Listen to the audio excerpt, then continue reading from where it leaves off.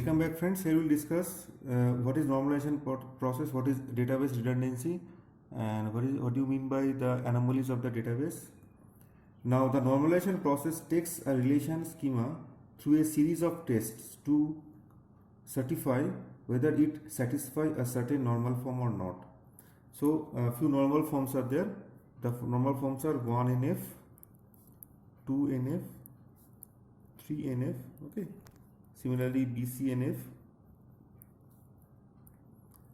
4NF, 5NF, and 6NF. It is also called DKNF. So these are common normal forms are there. We will talk each and every. Next concept is what is normalization?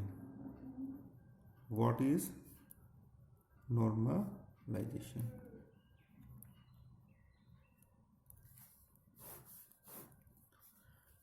Okay, so what is normalization? A process of analyzing the given relation schemas based on the functional dependencies and primary keys to achieve the desirable property of. So we have a set. We have a table. Say we have a table. We have to analyze the table. Okay, and we have to identify few desirable properties are present or not. Okay, the properties what? Two properties are there. That is minimizing redundancy,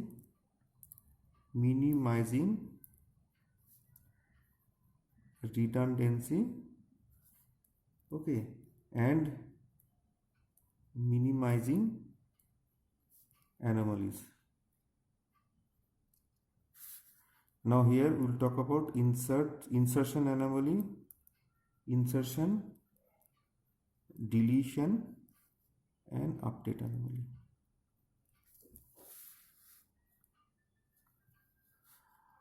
Okay, now we just see, first of all you have to know what is redundancy and what to minimize the anomalies. Now see this particular table, says table name is student. Okay, now redundancy, you can see here, if you see this particular table, say roll number, name, subject ID, marks, and subject name. Now here roll number 1, so roll number 111, subject name of the student N1 N1 N1, subject ID S1 S2 S3, marks 50 70 90, and subject OS DBMS and data structure. Now this is for roll number 1 student. For the same thing for the roll number 2. So here few things repetitions are there. Say roll number repetitions are there, name repetitions are there. So if some more attributes are there, address, okay, gender, phone number, all should be the repetitive one, and subject name, it is also repetition. So repetition is there. Say for S1 it is operating system, for S1 it is operating system. So repetitions are there. So it is called redundancy. Okay, same information in many places. So this is a problem. So the main goal should be what? Minimizing the redundancy. Anyhow we have to reduce the redundancy. Anyhow we have to reduce the same information. Okay, we should store the data compactly. Now we'll talk about anomalies. Now there are three types of anomalies: insertion anomalies, deletion anomalies, and update anomalies. Now suppose new subject arrived, but no student had yet registered. Okay, suppose new student, suppose a new subject, say age 30. Okay, and the subject name is say deep learning, but no one has registered this particular subject. The question is, how can you put blank here? Okay, now and let the primary key, let the candidate key or primary key say roll number and subject ID. Okay, say this is the primary key. Now here we have insert the subject ID but leave the roll number blank. So already you know, if it is a primary key, you cannot put blank, we cannot leave blank that primary key. So we cannot insert the data. So it is called insertion anomalies. Similarly, suppose one information is there, roll number 100, name in 100, subject ID is 99, mark 70, and the subject name is Fox Pro. Now suppose that particular student that particular student has passed the exam. Okay, so we have to remove this particular information. Now if you have deleted this particular, if you delete this particular row, if you delete the information of the student, that means what? You are deleting the information of the subject name as well as the subject ID. So if you delete the row number 100, that means delete the subject ID with the name. That means we are losing information. So we have lost the information of the FoxPro. This is called deletion anomalies. And finally, update anomalies. Suppose you want to change the subject name. Suppose instead of operating system, now the subject name may be advanced operating system. So here we have to change OS to AOS, OS to AOS, and say total 100 students are there. Okay, that means what? We have to change that OS to AOS 100 times.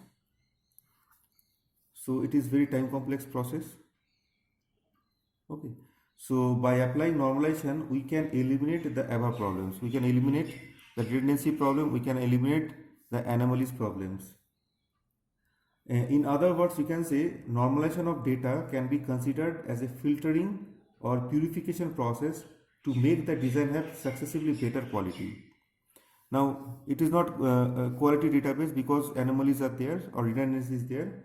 So what we can do, we can we have to apply the normalization. Now the question is how to perform the normalization. So by successive decomposition or splitting of the tables into smaller table. So what you can see, we can split the table into smaller tables.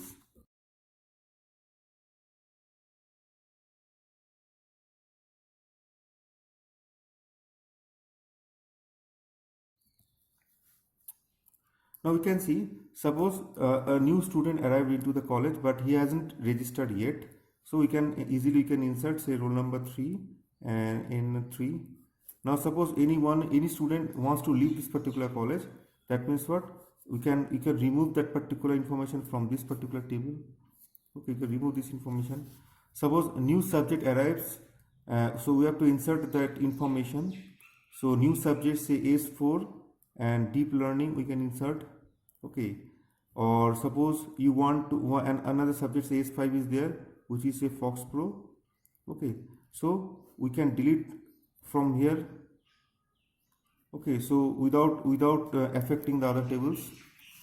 But here you can see roll number, subject ID and marks. To insert each and every subject to each and every roll number, we have to insert few of redundancy, roll number 111, but it is negligible. Okay, so here we have to repeat the roll number, otherwise you cannot enter the marks of all the subjects.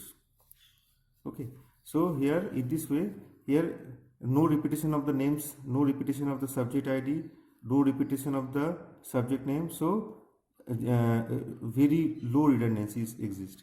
Now insertion anomalies easily. So insertion anomalies easily we can introduce any new subject, say AS4 deep learning. Similar deletion anomalies, suppose any student wants to leave the college, so easily you can remove information from this without affecting the subject table.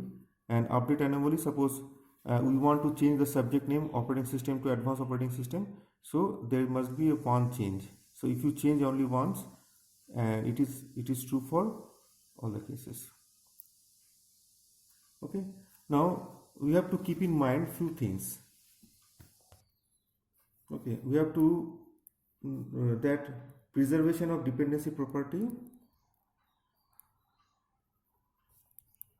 Now preservation of the dependency property means, suppose we have break this particular table like this way.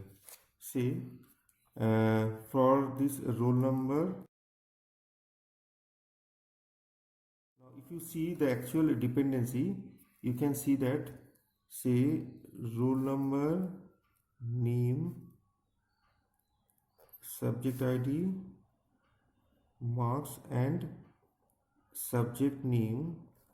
So the dependence is what? Roll number, name is dependent on roll number, subject ID is dependent, subject name is dependent on the subject ID, and from roll number and subject ID we can identify the marks. Okay, now this particular table, so name is dependent on roll number, so this functional dependency is preserved. Subject ID, subject name is dependent on the subject ID, subject name is dependent on subject ID, or the converse is also true in this case, so it is also preserved. But here it is subject ID and marks. So marks is dependent on both subject ID and roll number, but here we mention only we break the table like this way, subject ID and marks. So here we are not preserving this particular functional dependency. So definitely we face problem. So if marks is S1, say subject ID is S1 and say marks is 50. Now this marks is for subject ID S1, but who is the student? What is his or her roll number? That we don't know. We have lost that particular information. So here that's why we need another attribute, roll number, including the subject ID and the marks. So if you do this one, that means here we also in this particular tables we are preserving this functional dependency also, that is from the marks is dependent on roll number and subject ID. So this particular table preserve this functional dependency. Okay, the next concept is what? Non-additive join. Okay, what is the meaning of that? Say we have a table like this. Okay, we have a table, say RO. Okay, now three attributes are there, x, y, z, and the data are x1, y1, z1, x2, y1, z2, and x3, y2, and z2, 3. Now we split this particular table into two tables. Say this is R1 and this is R2. So x and y. So x1, x2, x3, x1, x2, x3, y1, y1, y2, y1, y1, y2. And in R2 we mention y. We include y and z. That means y1, y1, y2, y1, y1, y2, z1, z1, z2, z3, z1, z2, z3. Now here you split the table, but sometimes we need to join these two tables also to get the original table. Now so we have to apply join operation. Now join is possible. Join is what? Cartesian product and the selection. Now this is what? The R1 this is what? R1 cross R2. Now here number of rows it is 3, number of rows 3. So here total number of rows is 9. So 3 into 3 it is 9. Say 1, 2, 3, 4, 5, 6, 7, 8, 9. 9 rows are there. Okay. Next is what?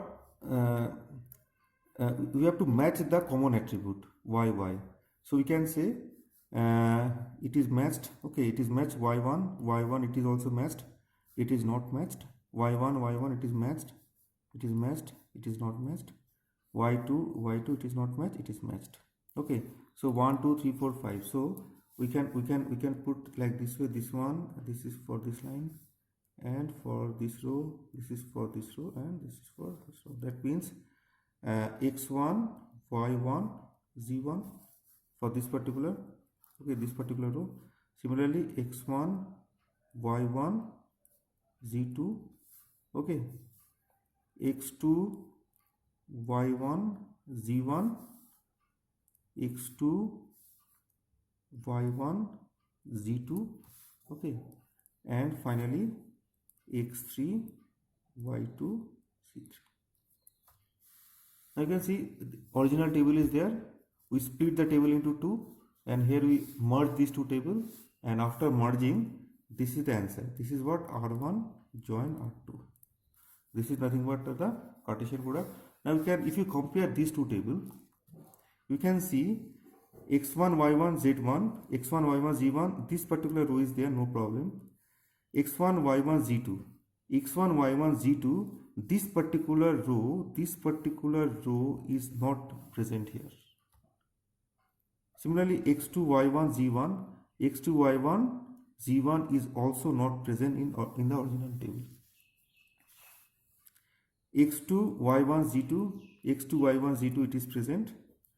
x3, y2, z3, x3, y2, z3 it is also present. That means these two rows are the extra rows. Okay, it is called additive join. So it is a type of loss. Okay, because these two rows are the unwanted rows. So it is called additive loss. Okay, or lossy join. So okay, these two are called spurious tuple. Spurious tuple. So while implementing the normalization, these two things we should keep in mind. In the next video, we'll talk about 1NF. Thank you very much.